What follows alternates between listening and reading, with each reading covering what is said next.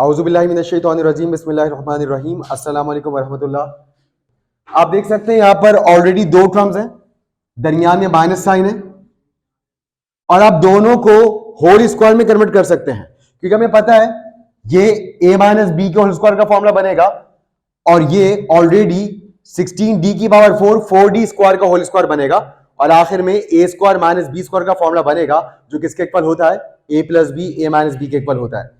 तो ये बिल्कुल वैसी सवालात हैं, तो इसको हम करना शुरू करते हैं।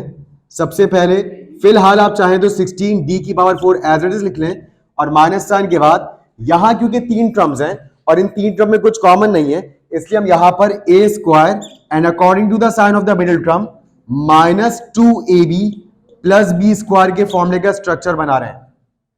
अब फर्स्ट टर्म में किसका होल स्क्वायर होगा? ये c4 किसका होल स्क्वायर होता है? c स्क्वायर का। d स्क्वायर किसका होल स्क्वायर होता है? d का होल स्क्वायर होता है। c स्क्वायर यहां से देख के यहां लिख देंगे, d यहां से देखकर यहां लिख देंगे और आप देख सकते हैं मिडिल टर्म मैच हो गई है, यानी कि यहां a square minus 2ab plus B square का फॉर्मूला लग जाएगा। और आप फॉर्म में जरूर मेंशन कर लिया कीजिए यहां पर a square minus 2ab plus B square जो किसके इक्वल होता है? a माइनस बी के होल स्क्वायर के। यहां पर एक ये फॉर्मूला लग रहा है और इसके बाद कौन सा फॉर्मूला लगेगा?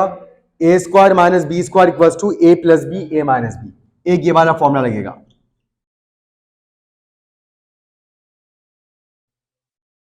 अब यहां पर 16d की पावर 4 को भी होल स्क्वायर में लिख देते हैं, ये बन जाएगा 4d स्क्वायर का होल स्क्वायर और माइनस साइन के बाद ये क्या बनेगा?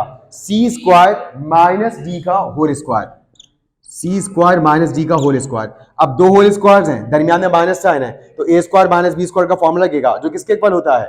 a plus B a minus B.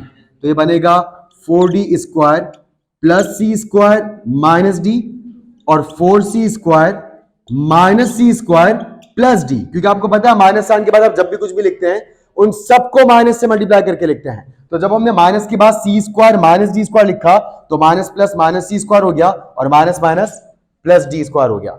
अब अगेन तीन तीन टर्म्स हमारे सामने हैं और इन तीन टर्म्स को मजीद फैक्टराइज नहीं कर सकते, ना कुछ कॉमन आ रहा है ना कोई फॉर्मूला लग रहा है, इसलिए इसी को फाइनल आंसर माना जाएगा। और जहन में रखिएगा ये बात मैंने आपको लास्ट लेक्चर में भी बताई थी कि जरूरी नहीं कि वो यहां पर ब्रैकेट लगा कर दें आपको और ये हिंट दें कि इस पूरी को एक टर्म बनना है। अगर नहीं होगा ब्रैकेट तो आपको खुद पहचान कर ब्रैकेट लगाना होगा, ठीक। इसी तरह यहां पर भी इस ब्रैकेट के अंदर तो कुछ कॉमन नहीं है और फर्स्ट टर्म और थर्ड टर्म परफेक्ट स्क्वायर है, तो यहां पर हम a square plus 2ab plus B square का फॉर्मूला लगा सकते हैं। तो 4 as it is a square plus 2ab plus B square और माइनस साइन के बाद फिलहाल हमने 9y की पावर 6 को एज इट इज लिख दिया है। अब आप देखिए यहां पर x स्क्वायर की जगह क्या आ जाएगा? x, y4 की जगह क्या आ जाएगा? y स्क्वायर, यहां से x देखकर यहां लिख दिया, यहां से y स्क्वायर देखकर यहां लिख दिया और यूं ये a square plus 2ab plus B square का फॉर्मूला बन गया। मगर इसको बंद करने से पहले आपको मिडिल टर्म चेक करनी होती है। क्या मिडिल टर्म के बराबर है? बिल्कुल बराबर है। इधर क्या है? 2xy स्क्वायर है, तो इसलिए आप इसको होल स्क्वायर में बंद कर देंगे और ये बन जाएगा 4 अंडर ब्रैकेट a यानी कि x और b यानी कि y स्क्वायर का होल स्क्वायर और माइनस साइन के बाद लग गया तो इसको भी होल स्क्वायर में लिख देते हैं। 9 का स्क्वायर रूट क्या होता है? 3 और y की पावर 6 को हम क्या लिखे होल स्क्वायर के अंदर? y की पावर 3। वेल डन, क्योंकि 2 3 6 होता है। अब मसला ये है कि यहां तो होल स्क्वायर कंप्लीट है, बिल्कुल ओके है, मगर यहां एक गड़बड़ है छोटी सी। वो गड़बड़ क्या है? हालांकि यहां भी होल स्क्वायर है, वहां भी होल स्क्वायर है, मगर अभी हम इस पोजीशन में नहीं है कि a square minus B square का फॉर्मूला अप्लाई कर सकें। 4 ब्रैकेट से बाहर है, 4 को ब्रैकेट के अंदर लेके जाना होगा।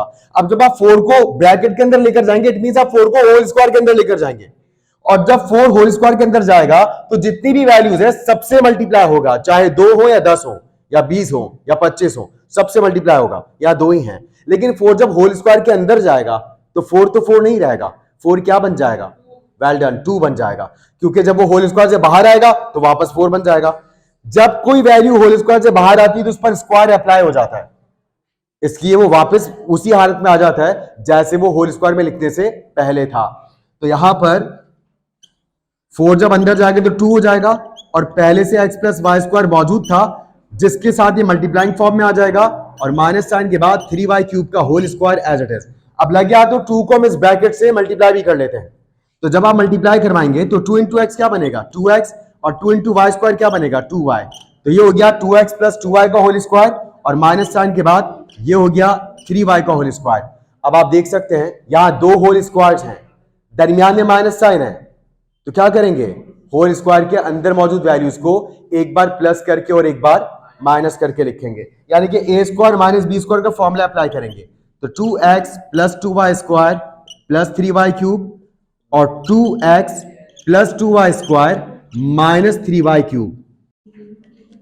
मजीद फैक्टराइजेशन मुमकिन नहीं, यही इसका जवाब है।